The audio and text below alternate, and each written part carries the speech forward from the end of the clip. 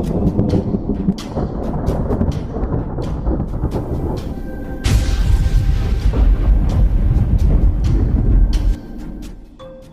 क्या हुआ जब अचानक अयोध्या में प्रकट हुए साक्षात विभीषण और कलयुग में ऐसा चमत्कार देखकर सबके होश उड़ गए। प्राण प्रतिष्ठा से पूर्व अयोध्या में कई बड़े चमत्कार हो चुके हैं, जिसमें गिद्धों का दिखना, भालुओं का दिखना और जमीन में से मां सरयू नदी का प्रकट होना शामिल है। लेकिन इस चमत्कार को अभी तक का सबसे बड़ा चमत्कार कहा जा रहा है, जिसके पीछे की सच्चाई जानकर आपके पैरों तले जमीन खिसक जाएगी। आखिर क्या है सच्चाई?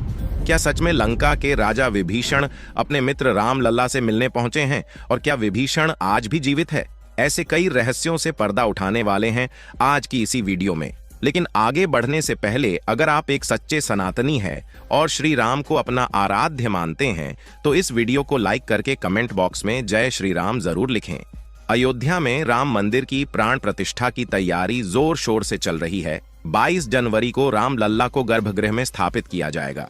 सभी राम भक्त को इस दिन का लंबे समय से इंतजार था, लेकिन जिसका इंतजार हम लोग वर्षों से करते आए हैं, अब उसका समय आ चुका है।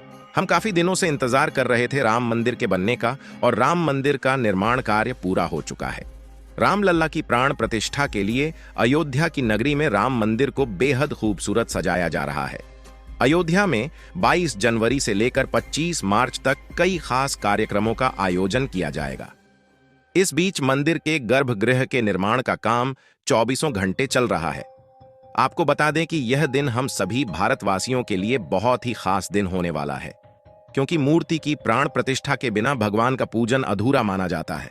लेकिन इन्हीं बीच जब इसकी तैयारियां जोरों शोरों से चल रही हैं और कुछ ऐसे चमत्कार हो रहे हैं जो आज से पहले कभी नहीं हुए हैं। आगे वीडियो में जानेंगे कि आखिर विभीषण राम मंदिर में प्रकट कैसे हुए।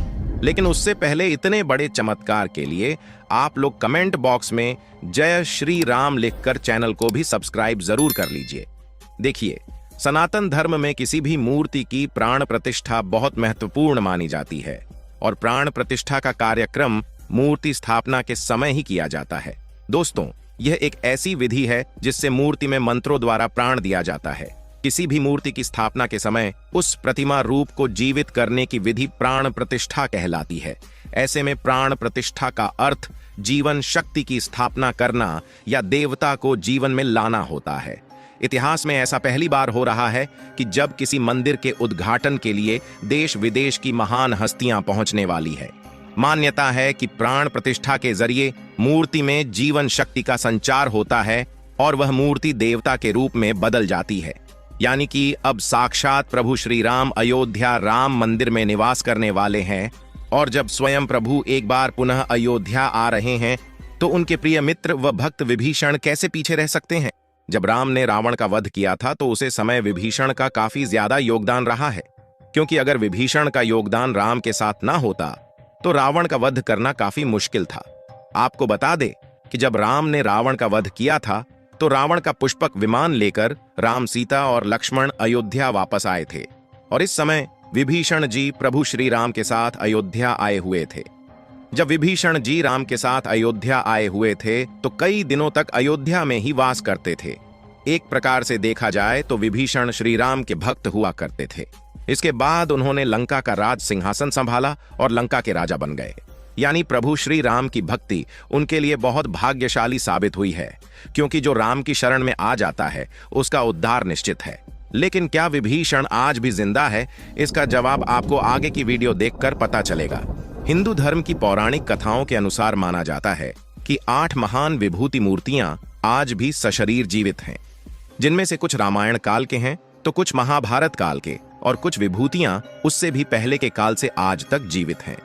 पौराणिक मान्यता के अनुसार विभीषण, अश्वत्थामा बलि, वेदव्यास हनुमान जी, कृपाचार्य भगवान परशुराम और मार्कंडेय ऋषि चिरंजीवियों में शामिल है।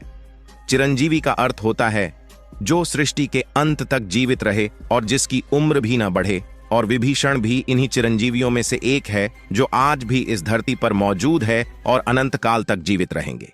लेकिन यह वरदान आखिर उन्हें किसने दिया, यह बड़ा जानने का विषय है, क्योंकि आज के समय में सभी भक्तगण इसके बारे में जानने की इच्छा रखते हैं।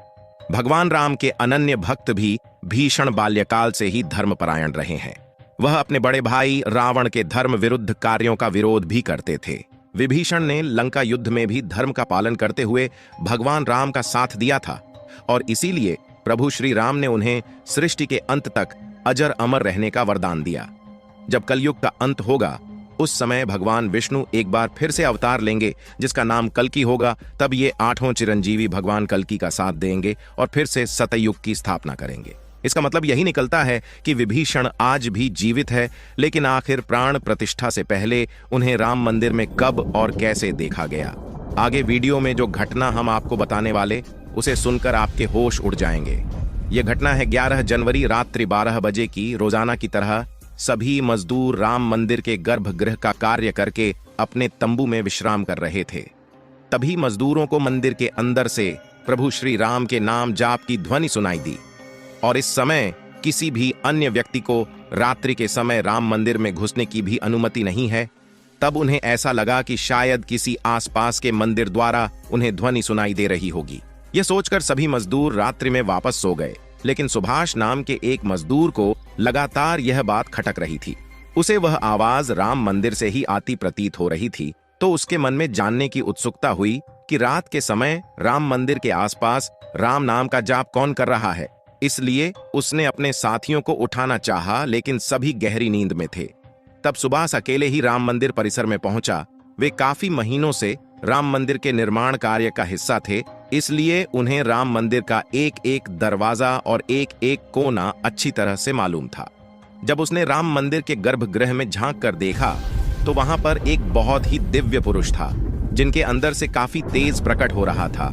वे अपने हाथों में माला लिए राम नाम का जाप कर रहे थे। ऐसा लग रहा था मानो वे काफी दिव्य पुरुष हों और किसी पौराणिक समय से आए हों। उनके बैठने का तरीका और उनका अंदाज राजाओं की तरह मालूम पड़ रहा था। सुभाष यह नजारा देखकर हैरान रह गया। इसके बाद सुभाष अपने साथी मजदूरों के पास गया और उन्हें यह सारी सच्चाई बताई।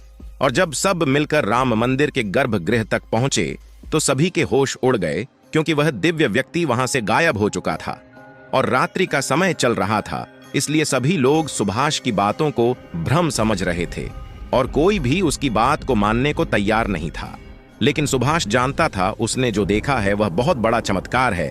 लेकिन उसके मन में एक ही सवाल था कि रात्रि 12 बजे राम मंदिर में राम नाम का जाप करते हुए वह दिव्य पुरुष आखिर कौन था, क्योंकि आज के समय में किसी भी पुरुष के अंदर इतना तेज नहीं हो सकता है जितना उस पुरुष के अंदर था।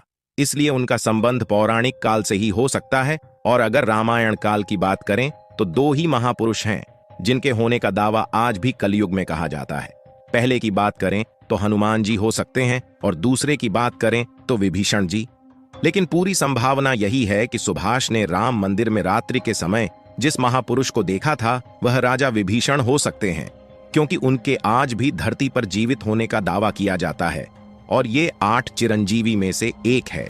अब जब कलयुग में राम मंदिर की प्राण प्रतिष्ठा का समय आ गया है तो वहां पर कई दिव्य चमत्कार देखने को मिल रहे हैं, जहां कई दिव्य शक्तियां भी राम भगवान के स्वागत के लिए अयोध्या पहुंच रही हैं।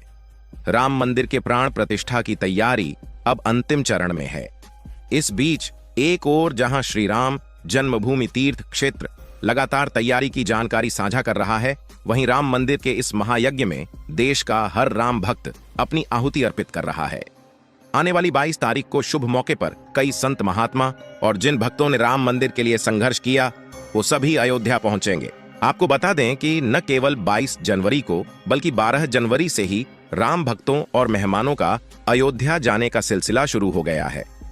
राम नगरी में 11,000 से ज्यादा वीआईपी मेहमानों के स्वागत की तैयारी की जा रही है। रामायण के समय में अयोध्या को स्वर्ग कहा जाता था। देवता इसे स्वर्णिम नगरी कहते थे, क्योंकि यह नगर चारों तरफ से हर प्रकार की सुविधा से युक्त था। लेकिन जब मुगलों ने भारत पर आक्रमण किया तो पूरे अयोध्या नगर को उजाड़ कर रख दिया। मंदिर के ध्वस्त होने के बाद कई सालों तक यह भूमि वीरान रही और किसी भी हिंदू सनातनी को इस क्षेत्र में आने की अनुमति तक नहीं थी। लेकिन अब फिर प्रभु श्री राम जी की कृपा से राम मंदिर का निर्माण पूरा हो चुका है और इसमें 22 जनवरी को प्राण प्रतिष्ठा कार्यक्रम है, और जिसके लिए हम हिंदू हजारों साल से इंतजार कर रहे थे। अब वह घड़ी आ चुकी है और यहां तक कि नए नए दिव्य चमत्कार भी देखने को मिल रहे हैं। जब हमें राम मंदिर को बनते हुए देखने का सौभाग्य मिला है तो हम सभी को जश्न मनाना चाहिए। और हमारे लिए खुशखबरी की बात है कि इस मंदिर के उद्घाटन के लिए प्रभु श्री राम जी के ससुराल यानी कि जनकपुर, जो कि नेपाल में है, वहां से फल, मिठाई और भेंट के रूप में थाल अयोध्या आ रही है। इस वीडियो में बस इतना ही, आगे की जानकारियां किसी और वीडियो के माध्यम से देंगे। अयोध्या में प्रभु श्री राम के मंदिर में इस दिव्य चमत्कार के लिए कमेंट में जय श्री राम जरूर लिखें और इस वीडियो को लाइक भी जरूर कर दीजिए। इस वीडियो को अपने साथियों तक शेयर करें ताकि उन्हें भी इसके बारे में जानकारी मिल सके। इसी तरह और भी वीडियो को देखने के लिए चैनल को सब्सक्राइब जरूर करें। जय श्री राम।